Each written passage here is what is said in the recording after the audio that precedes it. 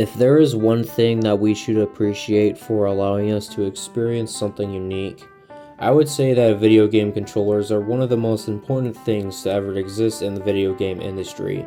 Without them, we wouldn't be able to experience something truly breathtaking. Which is also why this game might be unfortunately at its demise. Hello, I like money.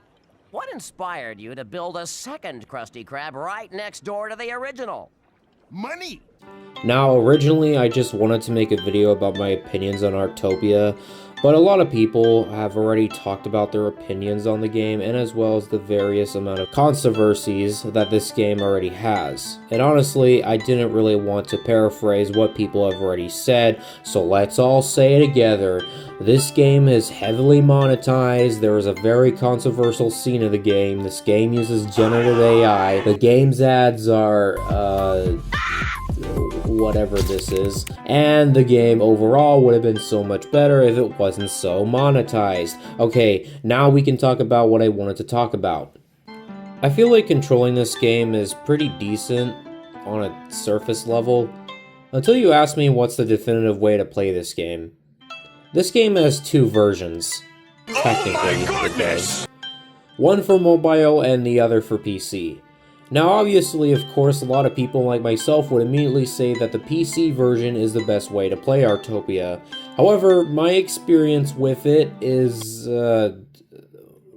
more than what I expected. My laptop shuts down half the time when I actually want to spend some quality time on it. And no, it's not the battery running out of juice. Even then, the game runs poorly, even when it's on its lowest settings. There's this weird screen stuttering as well. The mobile version is pretty stable, and it is the best way to play this game. I'm not going to talk about it though. Wow, I don't feel like using a keyboard and mouse today. I wonder if this would be more practical to use. And in most cases, it would be.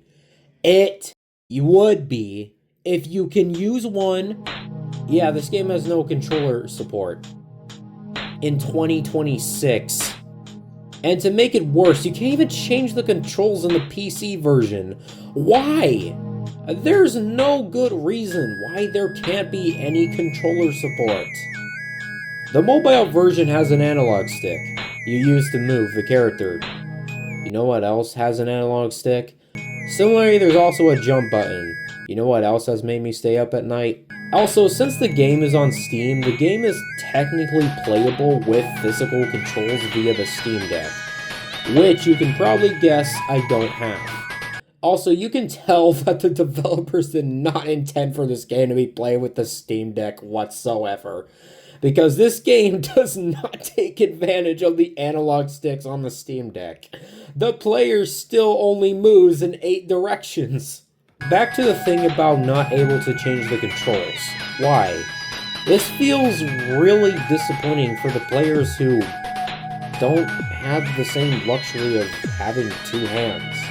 I thought this whole game's idea is that anyone can enjoy the game however they want to, and that also extends how they want to play the game. Some people may prefer using the arrow keys over mouse controls. Some people may only have 1 hand. And I can go on and on about it. It's insane to think how Nintendo was able to make a controller that was accessible to left and right hands, and also 1 hand at the same time. Xbox has been making various controllers and accessories that were made specifically for those who weren't lucky as us. While this company has been messing up time and time again with some of the most stupidest decisions I have ever seen in a company. And in my opinion, I want controller support. No. Heartopia needs controller support. If they want this game to be accessible to all players who are willing to play it, then they need to allow me to use a fight stick to play Heartopia then. Anyways, that's all for this video. Thanks XD Studios for not making this priority, and I'll see you all in the next video. See ya.